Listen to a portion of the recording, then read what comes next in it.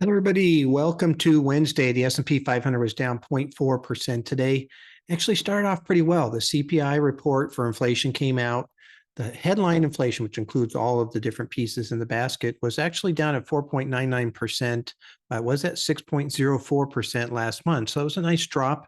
Core inflation, unfortunately, went up just slightly from 5.54 to 5.59. So, not going in the right direction. So that was somewhat concerning for the market. But if you look at kind of the month over month, compared to February, because these numbers were all for March, the numbers were all down. And so actually the market was kind of up on that.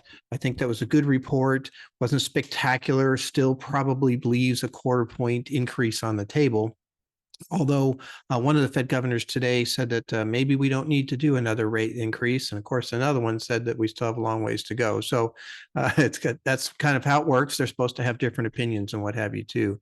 But the market ended up reacting negatively at the end of the day to the minutes that came out from the Federal Reserve meeting.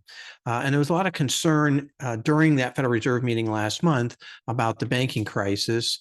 And of course, I think the market looks at that and says, well, if the Federal Reserve is concerned about the banks and how that might affect the economy, they know more than most about this because that's one of their areas of oversight.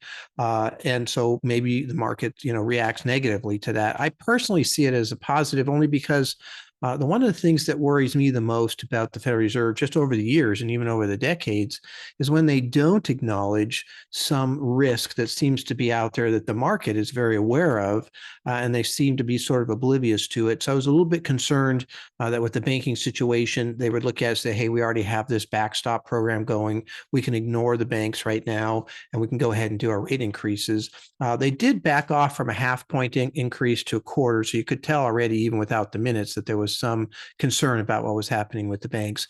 And I do think that's one of the big situations that's still playing out here is how much does credit tighten up for businesses and consumers? How much does that slow things down, combined with these possible rate increases? One of the things also to keep in mind is that this particular CPI inflation report is important. It's not actually as important to the Federal Reserve as the PCE report, the personal consumption expenditure report that comes out at the end of the month, which will be right before their next meeting. They're meeting on May 2nd and 3rd, come out and tell us what they're going to do. And so that'll be more important. They look at core, take out food and take out energy to get to core PCE as their main, measure of trying to get down to 2%. So we'll see how that plays out. Tomorrow we get the PPI, which is the producer's price index, which is wholesale inflation. So we'll see how that plays out also. But inflation is still, for the most part, going in the right direction, slowly. It came up, over a 2-year period. We peaked out last June. We've got to expect that it's going to take at least that 2-year period to get back down. Anything can happen if things, something breaks and the economy slows down dramatically or those types of things. But we're still going in the right direction, which I think is okay. So let's see how this plays out tomorrow and look forward to talking to you then. Thank you very much.